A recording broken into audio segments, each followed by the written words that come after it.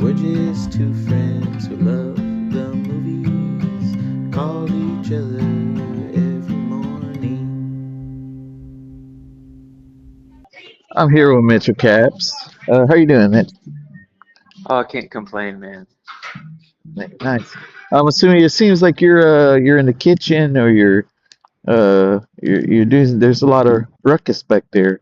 What's going on No, back that's just Panera where I do my work out of, and I just stepped outside. It's cold. It's colder this morning. there? Yeah, you hear the Panera manager, Mitch, get back to work. Yeah, a lot of times when we have our call, I'll walk outside of Panera and I'll walk across the parking lot into the Lowe's. It's usually my rhythm. Got you. Okay. So I know the last time we had talked, you had said that you had a couple of movies that you wanted to discuss. Um, yeah. What were some of the ones that you watched, man? Well, one that's really been on my mind was Bugonia. You finally watched it. Yeah, I watched that one with Laura. Oh man. All right, dude. So I've seen that one. So I've been waiting for you to watch it. That way we can discuss it. So yeah, man. Let me know your thoughts. Yeah, man, this movie's pretty hard. I think it's very exciting. It's a compelling story. It's got two really good performances. It's got awesome music, great score, and it keeps you interested throughout. I will say, you know, spoiler territory here, but I I guess the twist pretty early on. Yeah. But Well, it didn't take the fun away. And it's one of those things where I was like constantly second guessing myself anyway. exactly. I kept on thinking, okay, is she or is she not? And yeah, I mean, kind of spoiler territory. I won't reveal some of the spoilers. What happens, right? But It's okay if but you do. We warned everybody. okay, I mean, we warned it. Okay, so there's your fair warning. If you And haven't seen I don't know if you Begonia, noticed this, since we have so many spoilers on our show because of the nature of it, I have started doing chapter titles. exactly, So you should be able to look at the bottom and find where to skip ahead to where we go next or before. exactly. So right now we're discussing Begonia. We're going to be discussing a little bit of the spoilers, and that's your fair warning. So three, two, one. So she is an alien. In fact, she's the leader, isn't she not? I don't know if he was wrong about that or not. It seems like there's some kind of Jedi Council thing going on Yeah. there. It's never very clear, and it's one of those like something like The Prestige where you pretty much immediately want to go back and see if it all checks out. Yeah. Which I haven't done, but it just there's things you think of that she said at different times, like we were talking about when she was talking to Lori was like, oh, when she was talking to the Don or whatever his name is, the cousin, when she was saying like I'll take you with me, was she being sincere? Because it basically uh, they want well for the planet, Yeah. as these cosmic rulers, but it just doesn't seem to be paying off, and it's not obvious what it would mean for it to pay off. And Yeah. You know, it's funny that scene specifically. I thought to myself, man, Emma Stone is amazing here because she did come off very sincere, and I think she was being honest with him. She did want to take him to her plane. Another clue, which at the time I thought it was just. I laughed because I thought it was like uh, a kind of like typical CEO language. In the beginning of the movie, whenever she's talking to the employee, and she's like, "Oh, and if you want to go home, you can." Like, do you remember that scene? yeah, I do. Yeah, I can't exactly remember what she says, but it's more along the lines of basically she's telling him, "Don't go home," but she's saying, "But if you want to go home, you can." But uh, and for me, I thought it was like okay, this CEO, it's typical CEO talk. I've had managers. I'm sure we've had managers like that, right? Hmm. It's in the office whenever Michael goes in there to ask what was it, Kathy Bates? No, not is it Kathy Bates? No, no, no. Are you talking about when Robert California tries to tell Andy not to hire his wife? He's like, Exactly. do Yeah. not do this under any circumstances. No, no, no. But there's a scene. There's a scene that specific to this is where Oh, yeah, yeah, I know what you're talking about. Michael goes in to Were ask. they asking off for Columbus Day, maybe? No, no. It was St. Patrick's Day. That way they can go and drink at the bar. That was it. That was Ed Helms. Yeah. Anyways, it doesn't matter. I know what Well, you're talking about. Just like they're saying one thing, but you get the sense that they mean another. yeah, exactly. Right. And so at first I thought it was just CEO talk, right? Manager talk. But then upon second, like upon rewatch, it made more sense in that the aliens don't realize that it's important to humans to have time off, right? It was a very brief, quick scene, but I was like, oh, okay, that was like a little hint of like maybe she's not too aware of humans and how they require time to themselves, right? They need that time with their family. The So crazy thing is, man, I mean, eh, Clemens was right the whole time, right? So everything he was actually extremely intelligent. He did find a way to identify these people. He was able to create an accurate, more or less, model of what their ship was like. He did know the patterns of their travel such that he could try to organize a meeting with them. Like it's so ridiculous, you know. Uh, yeah, it is ridiculous. But do you think that was that her that killed him, or it just was a mistake on his end? I believe the bomb theory of the EMT that the friction caused the explosion because you So it know wasn't her. I don't think so, dude. Yeah, I But didn't think so either. I mean, it's just so insane. I mean, in theory, he would have. Uh, it, it begs for a rewatch, is what it does. But I tell you one thing, man. I hope Clemens is in the supporting actor category because he could take it home for sure. He was fantastic. Dude, this was my favorite Clemens performance to Me date. too. And just so many little moments where he had you like hypnotized. I think about my favorite part maybe of the movie was when she was playing him to try to escape and was saying what he needed to do to save his mom and just Yeah. like in his face you could see how desperate he was to do exactly that and Yeah. then and just his whole bike ride over there and everything he was just such intensity and drive and desperation and fear and sadness like Yeah. he was It amazing. it was a heartbreaking performance, man. Yeah, Really that's the heartbreaking. right word for it. What did you think when he blew up? How did you and Lori react? We were shocked, we were surprised, dog. I don't know, um, but everything, I mean, it all really kept you on your toes. But this can't be this can't be good. I mean, it's a pretty bleak, nihilistic movie, not only because of It the final is. sequence, Yeah. but also like this stuff gets co-opted, dude.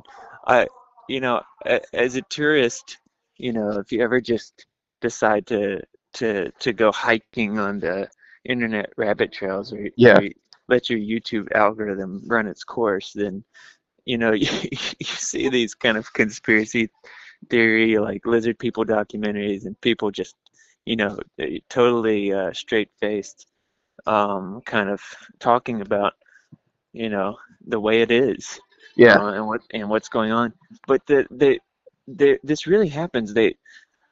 Films are actually co-opted in those spaces. If you will ever see one of those, if you could call it a documentary, if you ever see one, they'll like use movies like this to say like they're hiding in plain sight, Yeah. and there's no chance that this doesn't add to the overall ethos and to Yeah. however many of those people that like the podcast he's listening to on his bike rides, like I've heard stuff like that. Like Yeah, it's so on point, yeah, and like to whatever extent those people are either charlatans or sincere, I don't know, but it's I like movie again. This was kind of like felt like Eddington or even After the Hunt, yeah, insofar as it felt like it was in conversation with the cultural moment or like an yeah. adaptation of the internet, or it's just it's just fun. But I mean, this was probably the best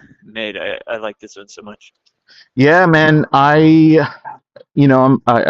have to say that, and you may disagree with me, but for me, I think this was probably Yorgos's best movie since the Lobster.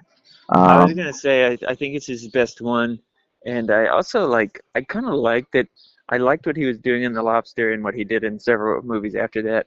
I didn't see Poor Things, so I don't know how much he did it there, but he's kind of famous for his stilted dialogue, yeah, stylish dialogue, and it's not really here, and I think it's better for it ultimately. yeah, dude. That was one concern I had going into this. Okay, was he gonna have his what I call his Yorgos dialogue, right?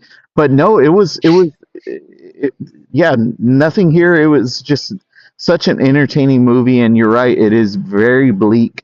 But I also thought it was quite beautiful too, man. Like I love how the movie begins with the what is it? The bee, right? The bee is in the flower. Is that what it was? Was that the insect? Yes, The bee yes. in the flower, and then the whole sequence with everyone just laying there. Everyone had just died. Oh, but It's a good circle around to just life, right? And man, life and death. So I loved it. I'm glad that you enjoyed it. I'm assuming that Lori enjoyed it as well. yeah, she enjoyed it. Great. So what was the so we're done speaking with spoilers, done speaking with Begonia. Recommendation from the both of us. So what was another movie that you watched, Mitch?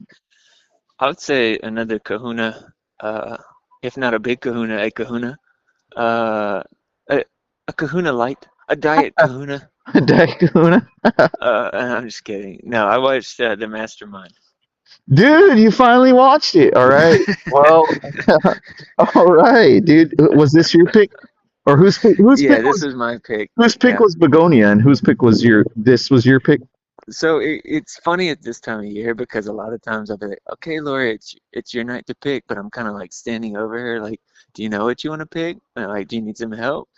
So I was like, oh, it looks like apropos of nothing that Bugonia is streaming right now, but it's your night. It's your night.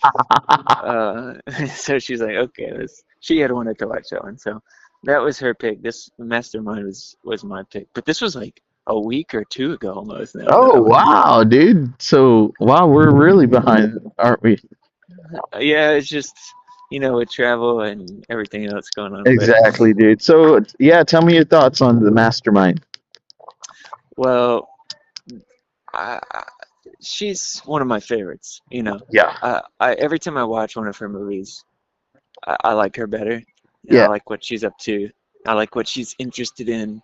I like the people she likes to follow around. Uh, this was probably she always deals with kind of drifter types or people that are on the fringes or that don't feel like they fit in with society proper. yeah. It seems like, but and she often deals with people who are trying to game the system. This was perhaps her most unlikable character. Yes, Um, exactly. And but I think that was intentional.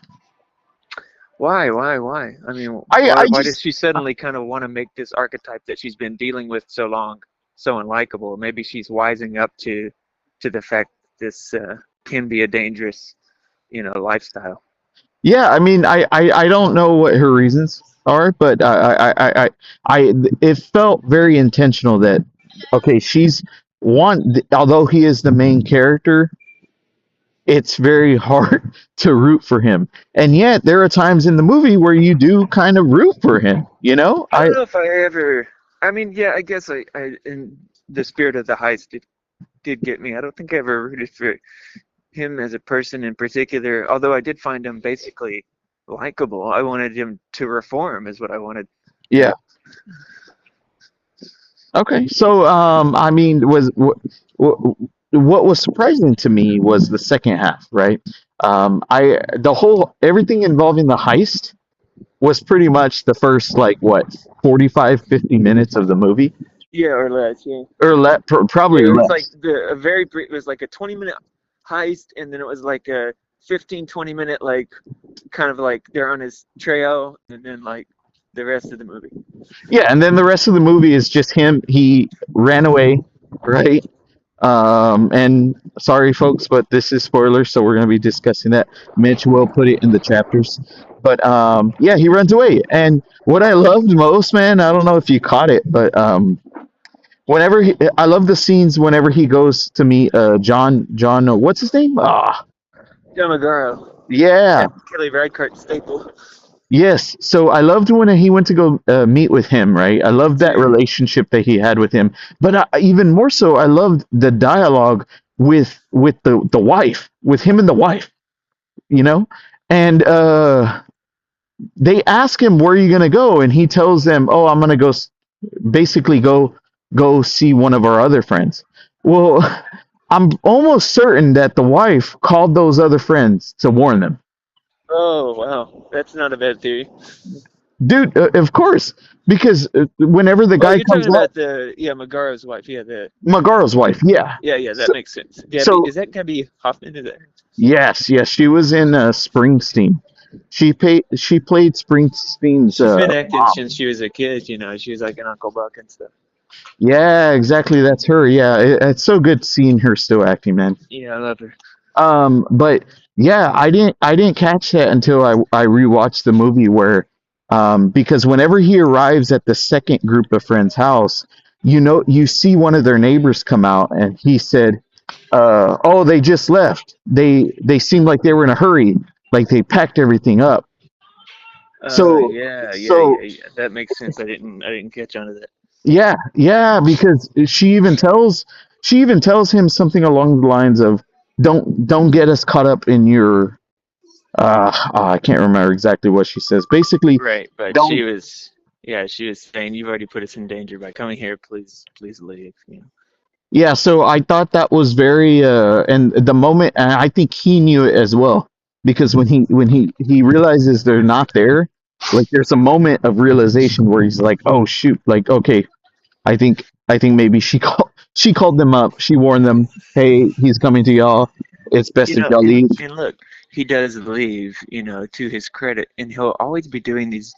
This movie, like Roofman, kind of like Roofman, was Yeah, very kind of convicting to me because I, I think this is like something that anybody can drift into being this person that, you know, will always like, do something that's caring enough, to keep getting the next chance and the next chance. yeah, And like, I don't think he's completely like heartless, but he no, just keeps putting himself first. I like that phone call scene with his wife at the end was so good, Put it on yeah, our great movie phone calls list that the movie call podcast is mandatory yeah, to make. But you know, he's saying, oh yeah, and that would be the second time that Haim is on our great movie phone calls list too. But yes, licorice pizza. But he gives this apology, and it seems so sincere, and it's like it's such a gut punch when he asks for the money, at the end of yeah, it. and it's even more sad because I think she was believing it when he was giving Yeah, it, and then when yeah, he did infinitely. ask for Right. that money, it just kind of like threw everything else out the window. That's why she was like, goodbye. Like, and I thought it was just a perfect wrap up of the movie. Whenever he ends up getting arrested for something Oh he yeah, and so legitimately was quickly. innocent for, right? Wrong. Well, oh yeah, I see what you're saying. Like they're arresting protesters. They were arresting Yeah, protesters, but yeah. he was It was important. just his time in the great cosmic uh, adjudication. His time was up. Yeah, I felt like that was just like a very perfect ending. That was the last straw. Like Exactly. I think him stealing that old lady's purse was the last straw. yeah, and there was nothing else that they could do with him, from the viewer's point of view, because it's like that's it. That was like the opposite of the save the cat theory, where Yeah, the protagonist saves the cat, so you like him. Like if you do this, like you're gonna be hated. Like this is just like textbook. I hate this guy's stuff. And so yeah. there's nothing else you could do with the protagonist but throw him in the back of the paddy wagon and never see him again. And it was so funny because it was so comical because, like you said, it was so quick, right? Yeah, I know it's funny. So She's great. This is I I hope we get another three, four, five, six movies of her. She's so yeah, good. exactly. I mean, although this isn't my favorite of hers, I did really like it. I think I give Do it you like have a favorite of hers?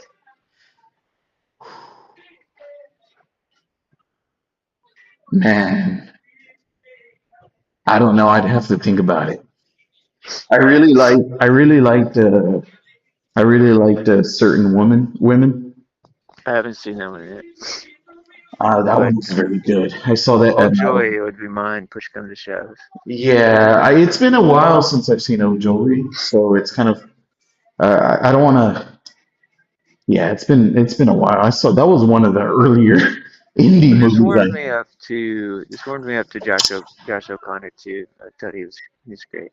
Dude, FYI, speaking of rebuild, Josh O'Connor, rebuilding is it's not streaming for free, but it's available for rent, dude. It's also on the website that we like to go to, that shall not be named. Uh, Yeah, it's so far I've stayed away from it, hoping to make it all the way, but dude, I mean, my God. Anyways, look, Mitch, I gotta go back into work, but it was great talking to you, man. see you, man. Pray for me.